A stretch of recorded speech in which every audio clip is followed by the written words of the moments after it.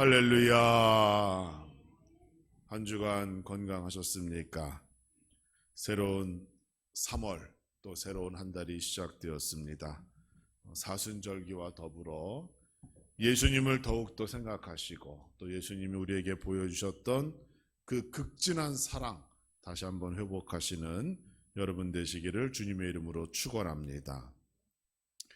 우리 옆에 있는 분들과 앞뒤로 함께 인사하실 때에 용서와 화해로 사순절을 맞이하는 성도가 됩시다. 인사해 보겠습니다. 시작.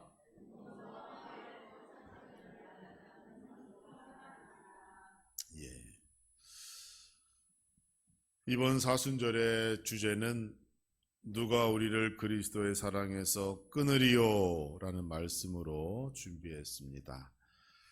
우리를 향한 예수 그리스도의 사랑을 확인하는 사순절, 그리고 그 사랑을 자신의 삶을 통하여 이웃과 세상 가운데서 증거하는 교회와 성도가 되기를 주님의 이름으로 축원합니다. 우리 모두는 하나님의 백성입니다.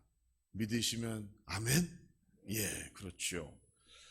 우리가 하나님의 백성이 된 것은 전적으로 100% 하나님의 은혜 때문이에요.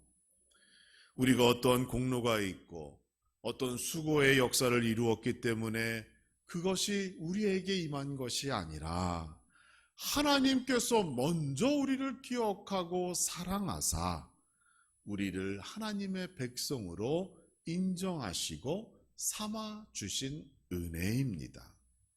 그러나 이 은혜는 모든 사람에게 그저 주어지는 은혜가 아니라는 것이죠. 이 은혜를 얻기 위해서는 반드시 선행돼야 할 것이 있는데 가장 먼저는 자신이 누구인지를 고백해야 돼요.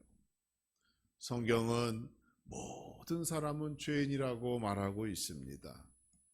우리는 태어날 때부터 우리 안에 원죄라는 것, 아담의 유전죄를 품고 살아가고 있기 때문에 우리는 우리 스스로 나를 자유케 하거나 그 죄에서 구원할 수가 없어요. 이 죄를 사하기 위하여 예수 그리스도를 나의 구주로 믿고 고백해야 합니다. 이 예수 그리스도님 주님을 나의 구주로 믿는 이 믿음이 전제되지 않으면 누구도 하나님의 백성, 하나님의 자녀가 될 수 없는 것이죠. 그래서 하나님의 백성이 되었다는 것은 나에게 천국이 허락되고 천국 문이 열리게 되었다는 것이고 영생의 복을 얻게 되었다는 것을 의미합니다. 그리고 무엇보다 하나님의 백성이 되었다는 것은 이제 인생 전반 남은 인생을 하나님께 맡기고 하나님 뜻대로 살아가겠습니다 라고 하는 그러한 고백이 거기에 담겨져 있는 것이죠. 과거의 옛사람은 자기 마음, 자기 뜻대로 나 편한 대로 살아왔습니다. 그러나 이제는 하나님의 백성이 되었어요. 하나님의 법을 알아야 하고 그 법을 준수해야 하고 하나님 말씀, 우리 아버지 되시는 그 말씀에 순종해야 할 책임이 우리 안에 있는 겁니다. 그래서 그리스도의 복음은 공짜 같아 보이지만 세상에서 말하는 그런 공짜가 아닙니다. 예수 그리스도의 피로 이루어진 은혜인 것이고 나는 하나님의 백성다운 삶을 살기 위하여 매일매일 결단하고 결정하고 헌신하고 희생하고자 하는 마음으로 예수 그리스도를 닮아가야 하는 겁니다.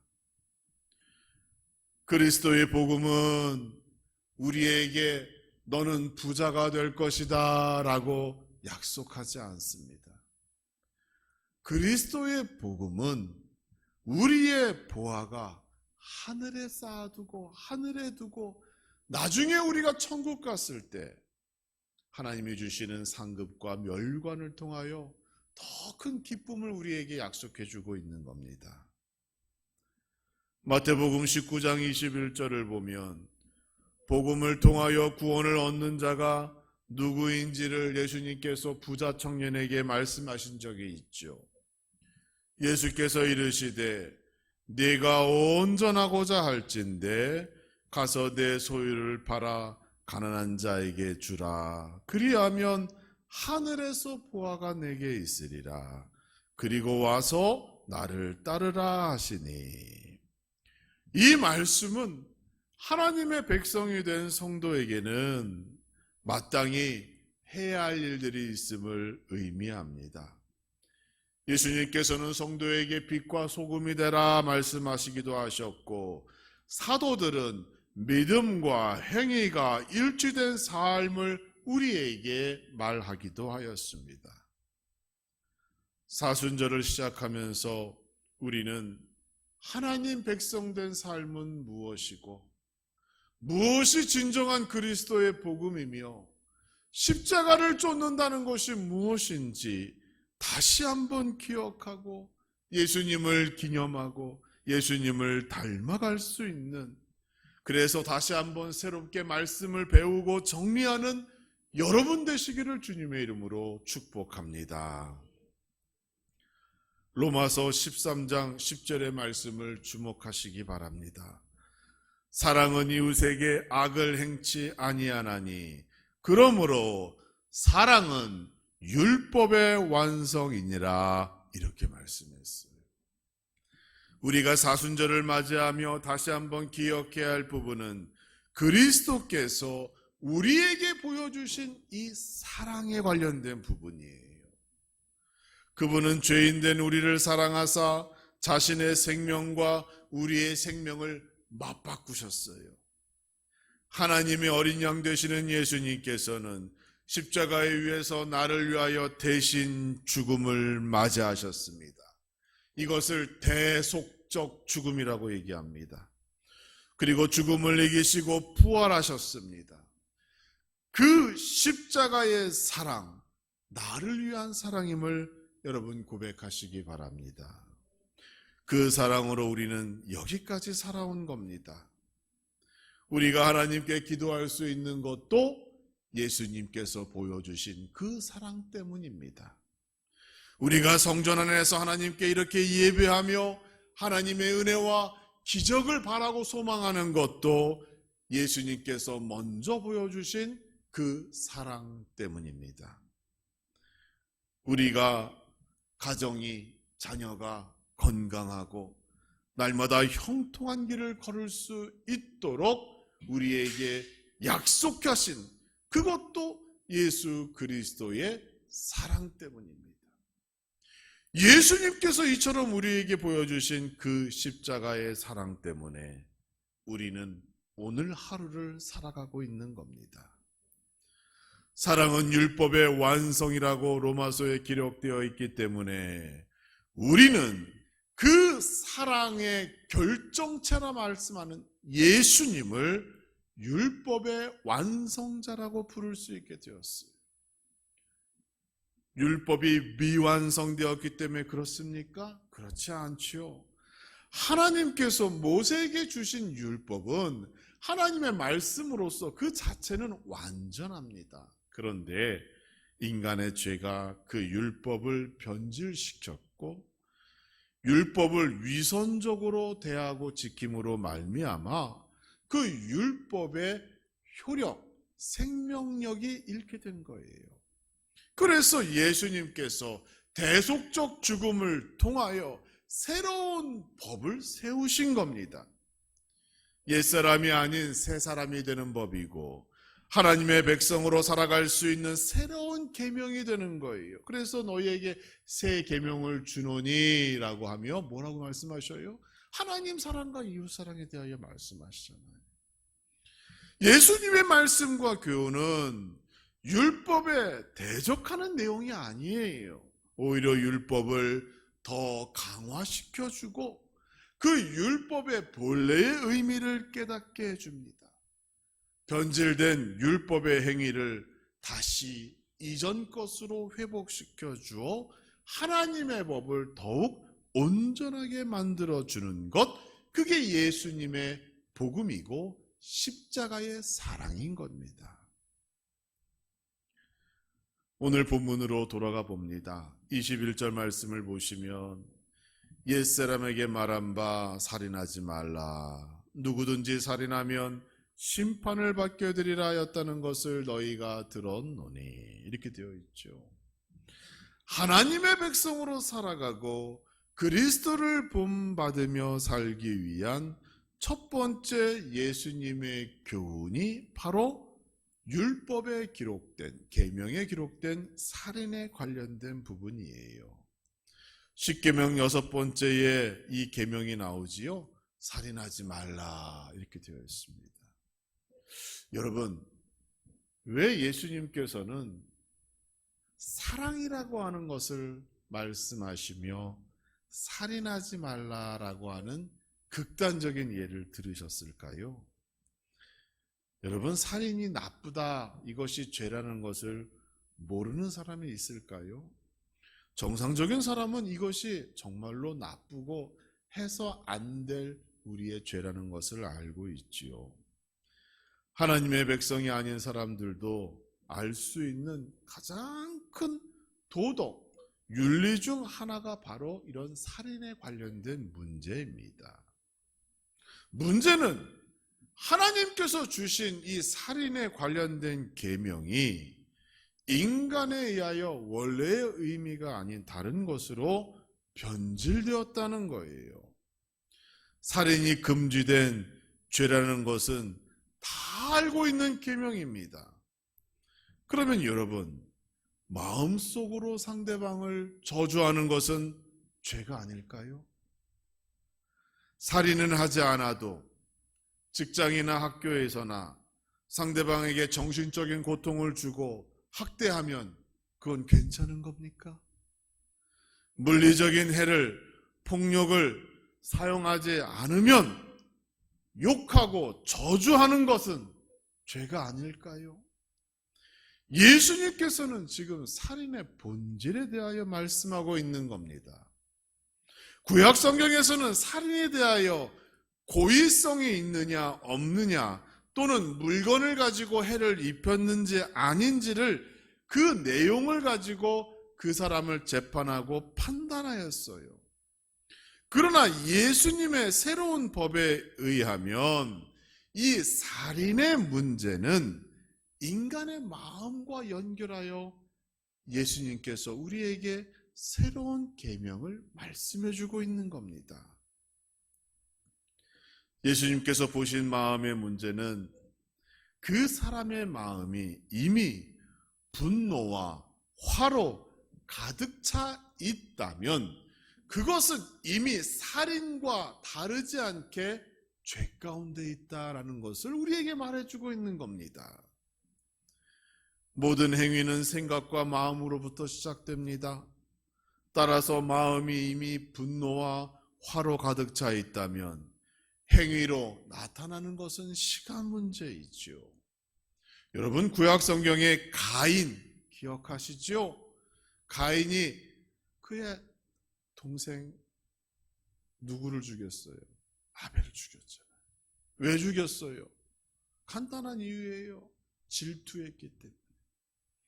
하나님께서 내가 드린 예배는 받지 아니하시고 동생이 드린 예배는 받으셨다. 그것 하나 때문에 결국 그 마음에 화가 차고 분노가 치밀고 그러다가 동생을 죽이게 됩니다. 사람마다 표현하는 방법이 다르지만 그 마음이 분노로 가득 차게 되면 어떤 사람은 입술을 통하여 저주의 말을 쏟아내고 어떤 사람은 행위를 통하여 살인이라고 하는 큰 죄까지 이르게 되는 겁니다. 모든 문제의 시작이 어디에 있어요? 마음으로부터 시작되는 것이고 예수님께서는 그 마음이 더 중요하다고 지금 말씀하시는 겁니다. 인간은 누구든지 하나님을 볼 수 없습니다. 원죄를 안고 태어나기 때문에 죄인의 눈으로는 거룩하신 하나님을 볼 수가 없습니다. 하나님의 임재는 우리의 오감을 통하여 경험할 수 있으나 눈으로 분명히 보는 것은 천국에 가서 하나님을 보게 됩니다. 그런데 마태복음 5장 8절은 예수님께서 이렇게 말씀하셨어요. 마음이 청결한 자는 복이 있나니 저희가 하나님을 볼 것이요. 마음이 청결한 자, 마음이 성결한 자, 마음이 거룩한 자는 하나님을 보게 된답니다. 인간이 얻을 수 있는 가장 큰 영광, 하나님을 볼 수 있는 영광, 그 영광은 마음이 청결한 자에게만 허락되어지는 영광이라고 말씀하고 있습니다. 여기서 말하는 마음의 청결함은 성령 충만함으로 이룰 수 있고, 이렇게 성결한 몸과 마음으로 인생을 살다가 천국에 들어가 온전한 구원을 이룸과 동시에 그곳에서 하나님을 보게 된다는 예수님의 말씀인 거예요. 마음이 청결하여 하나님을 보기 위해서 그 마음이 성령으로 가득 차야 하는 겁니다. 그럼 여러분, 내 마음이 성령이 아니라 분노와 화로 가득 채우게 되어지면 어떠한 문제가 생기나요? 살인하지 말라라고 하는 계명을 우리가 행동으로 보이지 않아도 우리의 말과 우리의 생각으로 내 마음이 이미 분노와 화로 가득 찼기 때문에 이미 거기서부터 모든 죄의 문제가 시작되어지는 겁니다. 나의 마음을 무엇으로 채우는가에 따라 그 인생이 달라지고 그 믿음이 달라지는 거예요. 우리는 하나님의 말씀과 예수 그리스도의 십자가의 열정과 성령으로 나의 마음을 가득 채워 가야 할 줄 믿습니다. 성령으로 자신을 가득 채우는 성도가 되기를 주님의 이름으로 축원합니다. 그래서 예수님께서는 22절에 이렇게 말씀하셔요. 형제에게 노하는 자마다 심판을 받게 되고 미련한 놈이라 하는 자는 지옥불에 들어가게 되리라. 이렇게 말합니다. 그 마음에 성령이 아니라 분노와 화로 가득 차게 되면 마음이 청결해지지 않잖아요. 그런데 거기서 끝나는 문제가 아니라 그런 사람은 어때요? 심판도 받고 지옥불에 들어간다는 그런 놀라운 사실을 우리에게 말씀해 주고 있습니다. 요한일서 3장 15절에서는 더 큰 충격적인 말씀을 하시는데 그 형제를 미워하는 자마다 살인하는 자니 살인하는 자마다 영생이 그 속에 거하지 아니하는 것을 너희가 아는 바라. 이렇게 말씀하셔요. 형제를 미워하는 것, 살인하는 것과 같답니다. 왜? 이미 그 마음이 분노와 화로 가득 차 있기 때문에. 성령으로 가득 차서 하나님을 바라보고 예수 그리스도를 쫓는 그러한 복된 인생을 사는 것이 아니라 분노와 화로, 하루하루 억지로 감사를 잊고 불평과 불만으로 살아가는 그 인생이 결국은 여러분 살인하는 죄와 같다라는 것을 지금 성경은 우리에게 말씀하고 있는 겁니다. 살인죄가 심판을 받고 죽임까지 당하게 되는 것은 인정합니다. 그런데 형제에게 노하고, 오늘 본문에서는 나가라고 했죠. 그게 바보라는 욕이에요. 형제에게 바보라고 비난하고 미련한 놈이라고 얘기하면 지옥불에 들어간답니다. 여러분, 이 말씀을 받아들일 수 있겠어요? 저는 잘 못 받아들이겠어요. 왜냐하면 우리는 몇 번이라도, 하루에 몇 번, 수십 번이라도 이미 마음속에 욕하고 마음의 생각으로 이러한 죄를 저지르고 있기 때문이에요. 그렇죠? 뉴스를 봐도 입에서 욕이 툭 튀어나오고, 신문을 봐도 입에서 욕이 툭 튀어나오고, 운전을 하다가도 욕이 툭 튀어나오고, 이게 우리의 모습이에요. 그런데 성경은 그러한 삶이 심판받는다라고 얘기하고 있잖아요. 예수님은 지금 무엇을 말씀하고자 하실까요? 우리 모두를 죄인으로 만들기 위한 말씀이에요? 그렇지 않습니다. 그 다음 말씀을 보셔요. 23절과 24절. 그러므로 예물을 제단에 드리려다가 거기서 내 형제에게 원망 들을 만한 일이 있거든. 생각나거든. 예물을 제단 앞에 두고 먼저 가서 형제와 화목하고 그 후에 와서 예물을 드리라. 이렇게 말씀하고 있어요. 예수님께서 심판받지 않는 길, 지옥불에 들어가지 않는 길을 제시하고 있는 겁니다. 우리의 연약함을 아시기 때문에 우리에게 그 피할 길을 알려주시는 거예요. 뭡니까? 화해와 용서의 삶을 살아라 라고 권면하시는 겁니다. 본문의 말씀을 잘 읽어보세요. 지금 누구에게 원망의 마음을 품고 있습니까? 여러분, 내가 원망의 마음을 품고 있는 거예요? 다른 사람이 나에게 원망의 마음을 품고 있는 거예요? 말씀을 잘 보세요. 내가 원망의 마음을 품고 있는 게 아닙니다. 다른 형제가 원망의 마음을 나에게 품고 있는 거예요. 내가 이전에 어떠한 실수와 잘못을 해서 그 사람에게 상처와 아픔을 주었기 때문에 그 형제가 나에게 원망의 마음을 품고 있는 겁니다. 그러면 그 원망은 언젠가 분노로 표현되어 관계 속에서 문제가 발생할 것이고, 그것이 다툼이든지 갈등이든지 극단적인 살인이든지 어떠한 죄가 드러나든지 간에 결국은 나도 그 죄에 오염되어 나도 분노와 화에 휩싸이고 결국 나도 그러한 죄를 짓게 된다는 거예요. 죄가 죄를 낳고 죄가 나를 오염시켜 나를 죄의 자리로 나를 인도한다는 거예요.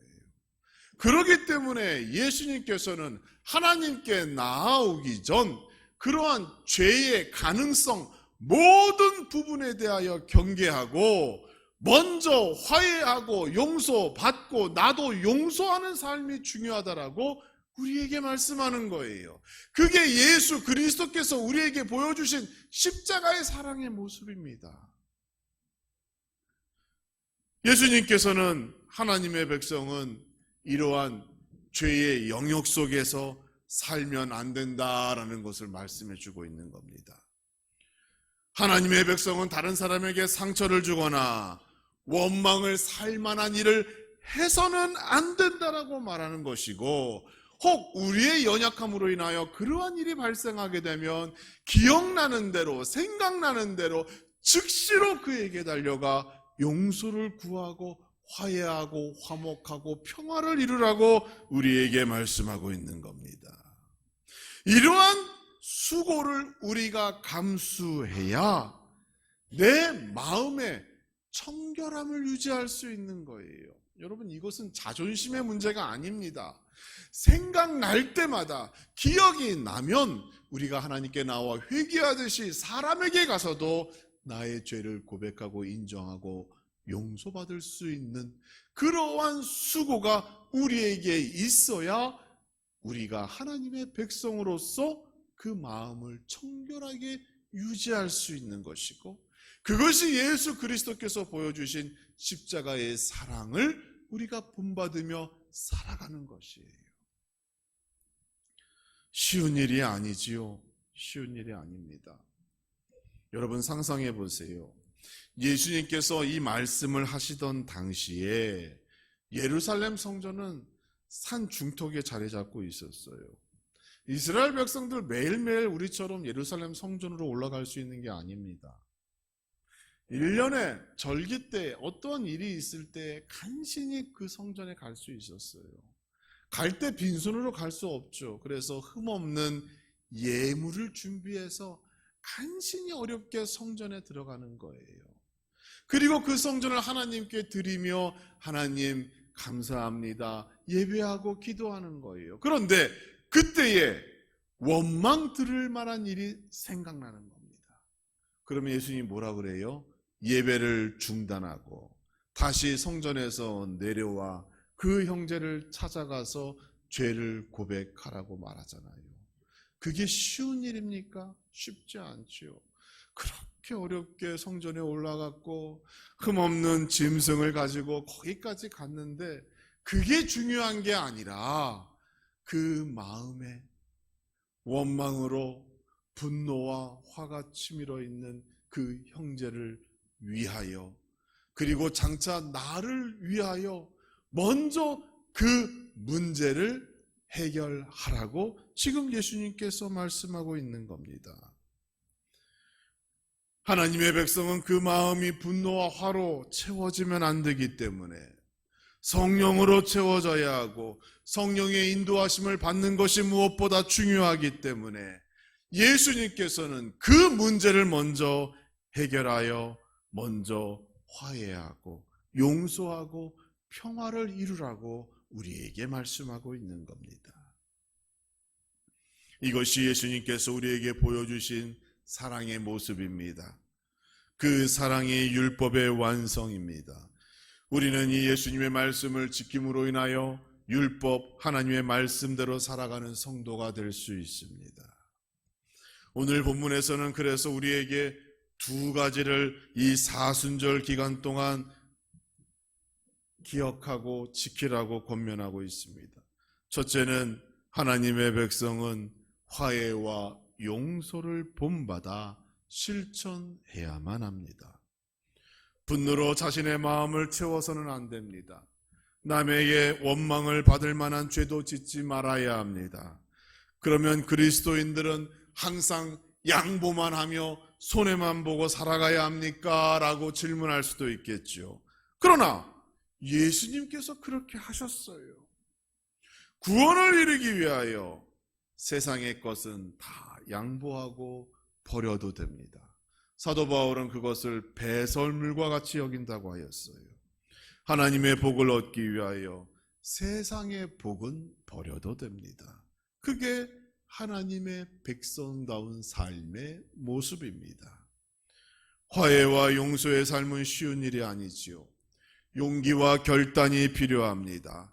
그러나 하나님의 명령은 우리의 상황을 따지는 것이 아니에요. 하나님의 말씀은 절대적이에요. 나의 형편을 따지는 것이 아닙니다. 예수 그리스도께서 십자가 위에서 죽으심으로 인간과 하나님이 화해할 수 있는 길을 열어주셨어요. 따라서 우리는 정말로 내가 그리스도인이라면, 정말로 내가 성도라면 형제와 이웃과 화해하고 그 용서하는 십자가의 사랑을 본받아야 하는 거예요. 지금이 아니라 나중에 할게요. 지금은 제가 기분이 안 좋아요. 좀 기분이 펴지면 그때 가서 사과할게요. 그게 아니고 기억날 때마다, 생각날 때마다 즉시로 가서 사과하고 용서를 구하여 평화를 이루라고 우리에게 말씀하고 있습니다. 두 번째로 자신의 마음을 세상에 내어놓지 말라라고 오늘 본문에서 우리에게 권면하고 있습니다. 우리의 마음을 세상에 내어놓는 순간 우리의 마음을 마귀가 낚아채가는 거예요.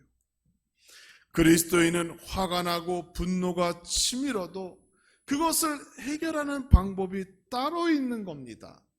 세상은 권력과 힘으로 자신의 분노를 해결하려고 하지만 그리스도인들은 그런 삶을 살면 안 되는 거예요. 그래서 사도 바울은 자신의 편지에서 우리 그리스도인들이 화가 날 때 세 가지를 기억하라고 말씀했어요. 뭐라고 얘기했는가 하면 가장 먼저는 욕하거나 저주하여 또 다른 죄를 짓지 말고, 둘째는 해가 지기 전에 그 화를 풀어버려야 하고, 셋째는 마귀에게 틈을 내주지 말라고 하였습니다. 그리스도인도 화를 낼 수 있어요. 왜? 그것은 인간의 본성이기 때문에 그래요. 하나님의 공의와 질서를 따르다 보면 나도 모르게 내 안에서 하나님의 법에 의하여 분노가 치밀을 때도 있지요. 그러나 사도 바울은 그러한 화와 분노를 해가 지도록 풀지 말라고 얘기하고 있어요. 화가 치밀어 올라도 빨리 그것을 내리고 풀어버리고 화해하고 용서하라고 우리에게 말하고 있는 겁니다. 우리는 가인과 같은 죄를 저질러서는 안 되는 겁니다. 나의 마음을 성령으로 채워야 합니다. 회개의 영이 임하여 나의 실수와 죄를 고백해야 합니다. 그래야 화해가 되어지고 성령으로 마음을 채우고 회개의 영이 임하게 되면 하나님 앞에서 회개하는 것만이 아니라 사람에게도 내가 먼저 내가 잘못했습니다, 실수했습니다 라고 말할 수 있는 용기가 생기게 되는 겁니다. 그러면 화해가 이루어지고 진정한 평화를 이룰 수 있게 됩니다. 사랑하는 성도 여러분, 사순의 계절이 시작되었습니다. 이 기간 동안 우리는 나의 마음을 성령으로 가득 채워야 할 줄 믿습니다. 용서와 화해의 결실을 맺기를 주님의 이름으로 축원합니다. 나도 용서해 줄 뿐 아니라 혹 내가 잘못해서 상대방이 나에게 악한 감정을 가지고 있다면 먼저 찾아가 먼저 용서를 구할 수 있는 그러한 용기 있는 그리스도인 되기를 주님의 이름으로 축원합니다. 하나님의 백성으로 복된 사순절기를 보내시고 이 사순절기를 통하여 예수 그리스도께서 우리에게 보여주신 그 십자가의 사랑을 다시 한번 경험하고 실천하는 교회와 성도와 가정 되어지기를 주님의 이름으로 축복합니다.